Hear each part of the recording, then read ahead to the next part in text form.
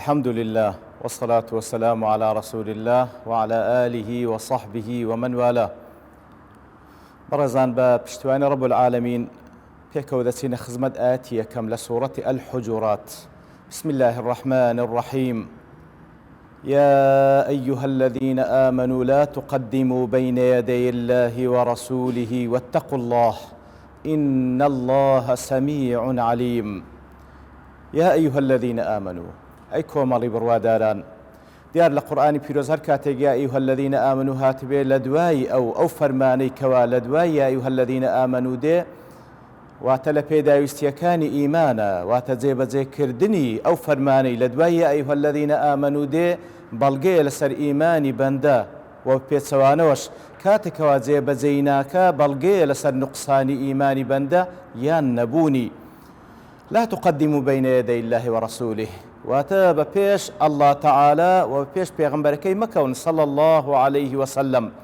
واتى هيت شتيق ملن هيت كردويق أنزام مدن تاوكو دزانن كلو بابتا الله تعالى تي فرموا وبيغمبركي صلى الله عليه وسلم تي فرموا تي أنزام دايا إتر وكو زانان دفرمون یەک لە شێوازەکانی بە پێشکەوتنی ئەڵڵا تەعالا و پێغەمبەرەکەی صلی الله عليه وسلم ئەوەیە وەکو پێغەمبەر صلی الله عليه وسلم دەفەرمی لا تقدموا بين يدي رمضان بصوم يوم أو يومين واتە بە پێش بە ڕۆژیبوونی ڕەمەزان مەکەون بە ڕۆژیبوونی ڕۆژێک یان دوو ڕۆژ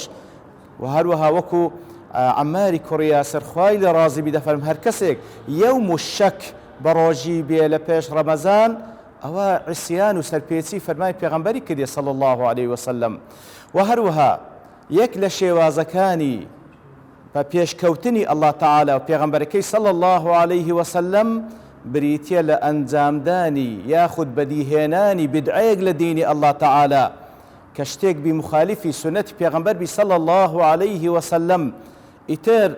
هەر کەسێک بدعەیەک ئەنجام بدا ماناکەی وایە وەکەئەنەما دینی ئەڵڵا تەعالا سنەتی پێغەمبەرەکەی صلی الله عليه وسلم کامل نەبووە ئەو دەیەوێت کاملی بکاتن کەواتە پێشکەوتنە لە بۆ خوا سوبحانەوە وتەعالا و پێشکەوتنی پێغەمبەرە صلی الله عليه وسلم و یەکێک لە شێوازەکانی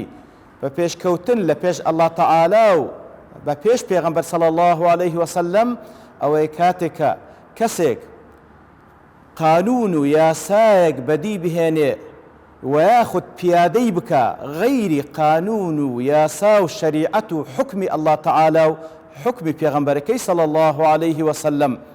إتر أنا همو شوازا لا شوازا كان ببيشكوتني الله تعالى وبيغمبركي صلى الله عليه وسلم كبيستا إنساني إيمان دار خويلي باريزيو أصل لموقف إيمان دار أويا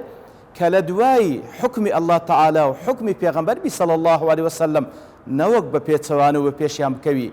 إن زاد فرمي واتقوا الله تقوى الله تعالى بكان ديار التقواش بقشتي واتفرمان كان زي بزيب كان خوتان لقد كراو كان بباريزن بنيتي رزامندي الله تعالى يك يقلوانش أو يكوا بيش الله تعالى وبيش بيغمبركي مكون صلى الله عليه وسلم وكو زانان دفرمون تعميم بعد تخصيص لدواي بتايبتي واي فرمو لبر أهميته وقضية أو زي بقشتي دفرمي همو فرمان كان زي بزيب كان همو قد كراو كان خوتان لباريزن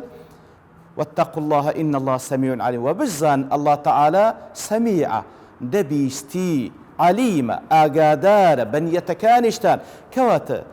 أقرب إيمانتان بسميعي وبعليمي الله تعالى هيا آقادار من شتيق ملين كخواي قورة دي بيستيتوا مخالفي فرمان كان الله تعالى وبيغمبر كبير صلى الله عليه وسلم عليم آقادار من شتيق بظاهري ياخذ لنا وضلوا درونتان النبي مخالفي أوي كوا الله تعالى فرمويتي يان بيغمبركي صلى الله عليه وسلم فرمويتي. وصلى الله وسلم على نبينا محمد وعلى آله وصحبه أجمعين وآخر دعوانا أن الحمد لله رب العالمين.